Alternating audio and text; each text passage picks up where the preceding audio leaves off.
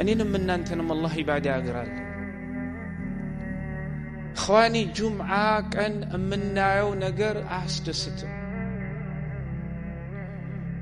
ጁምዓ የምንመጣው 30 ወይንም 20 ደቂቃ ሲቀረው ነው። አንዳንዴ ኢማሙ ኹጥባ ከጀመረ በኋላ፣ አንዳንዴ ጀምሮ ግማሽ ከደረሰ በኋላ፣ አንዳንዴ ኹጥባው ካለቀ በኋላም እየተጣደፍን እንመጣለን። ግን ነብዩ አለይሂ ሰላቱ ወሰላም እንደዛ አይነት አህዋል ላለን ሰዎች ምክር ሲሰጡ ነብዩ ምን ይላሉ? ሐዲስ ኢማም ሙስሊም حديث أبي سعيد الخدري رضي الله عنه أن رسول الله صلى الله عليه وسلم رأى في أصحابه تأخرا فقال لهم تقدموا فاعتموا بي وليعتم بكم من بعدكم ولا يزال قوم يتأخرون حتى يؤخرهم الله. ነቢ አለይሂ ሰላቱ ወሰላም ከለታት አንድ ቀን ለሰላት ማለት ነው ቆሞ ሳለ ሰሃቦቻቸው ማለት ነው ርቀው ከመጀመሪያ ሰፍ ማለት ነው ርቀው አዩዋቸው። ነብዩ ምን አሉ አለይሂ ሰላቱ ወሰላም? ወደዚህ ጠጋበሉ፣ በኔም ማለት ነው ሰላታችሁን ሰሩ፣ ሰፉን ሙሉ ማለታቸው። ከናንተ በኋላ የሚመጡትን እናንተን አይተው ሰፍን ይምሉ። ግን መጨረሻ ላይ ምን ያለው? ولا يزال قوم يتأخرون ሰዎች የመጀመሪያው ሰፍ ሳይሞላ ማለት ነው እያዩ ኋላ አይቀሩም ማፈገፈጎም ኢላ የአላህ Subhanahu Wa Ta'ala የኋላ ካረጋቸው በስተቀር እንጂ። ይሄ እንግዲህ ሰፍን አስመልክቶ የተናገሩት ነው። ከሰፍ ወደ ኋላ ስለቀሩ ብቻ ነብዩ አለይሂ ሰላቱ ወሰላም ለሰሃቦች የተናገሯት ቃል ናቸው። ታዲያ ጁምዓ ሰላትን 20 እና 30 ደቂቃ ሲቀረው ሁሌ ባህሪ አድርጎ ይዞ ማለት ነው ህይወቱን በዚህ ላይ ገነባ ሰው ከአላህ ምን ሊጠብቅ? እኔ አንዳንዴ የሚገርመኝ አላህ እኔንም እናንተንም ይቅር ይበለን።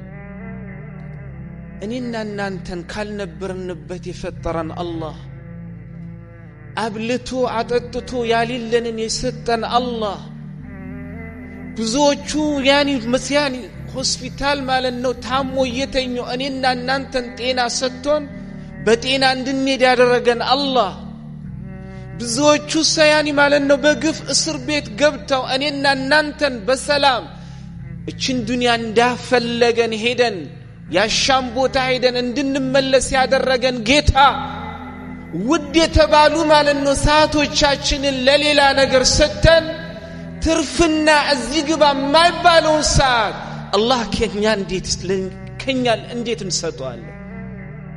እኔ አንዳንዴ የሚገርመን በህይወታችን በጣም ውድና ያሰብናቸው የምንጨነቅላቸው ነገር አላህ አግርቶ እንዲሰጠን እንፈልጋለን አይደል እንዴ? እኛ ግን ውድ የተባሉትን ነገር ለአላህ ሰጥተነዋል። ልንገራችሁ 1 ሰዓትና 2 ሰዓት ኮላችንን ወይንም ስራችንን ትተን መተን እድመን መስጂድ መግባት ገብተን ኢባዳ ማድረጋችን የ2 ሰዓት ወይንም የ1 ሰዓት ስራ ማጣታችን ወይንም የሚቋረጥብን መስሎ ታየን እንደውም والله አትሞኝ። يقول ربي جل وعلا في سورة الأعيان في سورة التوبة إن الذين يتلون كتاب الله وأقاموا الصلاة وأنفقوا مما رزقناهم سرا وعلانية يرجون تجارة لن تبور. الله من لنا إن الذين يتلون كتاب الله እነዚያ የአላህን ቁርአን የሚቀሩ መቅራት ብቻ አይደለም የሚያስተነትኑ ማስተንተን ብቻ አይደለም በቁርአኑም በሚያዘው ታዘው ቁርአኑ ከሚከለክል የተከለከሉ وأقاموا الصلاة ሰላትንም ጊዜዋን ጠብቀው ማለት ነው በዛ ላይ ያዘወተሩ وأنفقوا مما رزقناهم እኛ ከለገስናቸው ሰውም ያያቸው ሰውም ሳያቸው ማለት ነው የሚለግዙ يرجون تجارة لن تبور እነዚህ ሶስቱን ነገር የሚያረጉ ክስረት ያሌለውን ንግድ ከአላህ የሚከጅሉ ናቸው ይላል። ለማለት የተፈለገው ለአላህ ብለህ የምትሰጠው የትም ጊዜህ ሊሆን ይችላል፣ ገንዘብህ ሊሆን ይችላል፣ ህይወትህ ሊሆን ይችላል። ወላሂ ክስረት የለው። ለምንድን ነው እኽዋኒ 30 ደቂቃ 20 ደቂቃ ሲቀረው ወደ ሰላት ማለት ነው ጁምዓ ሰላትን እንመጣው? 1 ሰዓት 2 ሰዓት አስቀድመን ስራችንን አቁመን ይህ ማለት የተከበረ ቀን ነው፣ በጊዜ ገብቼ ቁርአንን መቅራት አለብኝ፣ አላህን መዘከር አለብኝ ብለን ወላሂ ከጁምዓም እንኳን 2 ሰዓት ሰተን ቀድመን ማንገባው። እኔ የሚገርመኝ እንደዛ እንኳን 30 እና 20 ደቂቃ ማለት ነው ሲቀረው ጁምዓ መተን ከሰላት በኋላ እንኳን ጊዜ ያለን ቁጭ ብለን አላህን መዘከር አንችልም። ልክ ማለት ነው ውጡ የተባለን ይመስል ግር ብለን ነው የምንወጣው። 10 ደቂቃ ቁጭ ብለን አላህን አንዘክረው። ታዲያ ውድ የተባሉ ነገሮችን ከአላህ ማለት ነው ስንከጅል አናፍርም? ውድ የሚባሉ ነገር ለሌላ ነገር አውለነው ርካሽና ዝግባ የማይባለውን ነገር ለአላህ ሰተን ከአላህ ማለት ነው ውድ መጠበቅ ትንሽ እንደው አያሳፍርም? يقول ربي جل وعلا وما قدر الله حق قدره በእርግጥም አላህ የሚገባውን ክብር ባሮቹ አላከበሩትም ይለናል። አላህ ልናከብረው ይገባል።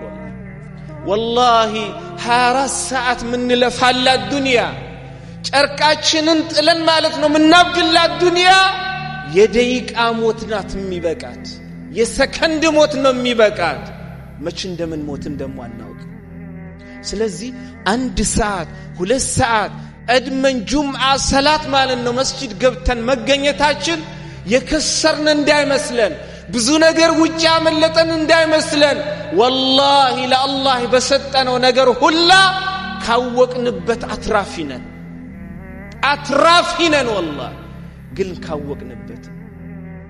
إذن أيها الإخوة እናንተ ለመቆጣት አይደለም ለራሴም ወደው ለናንተም ስለምወድ የአኺራ ጉዳይ ቀላል አይደለም።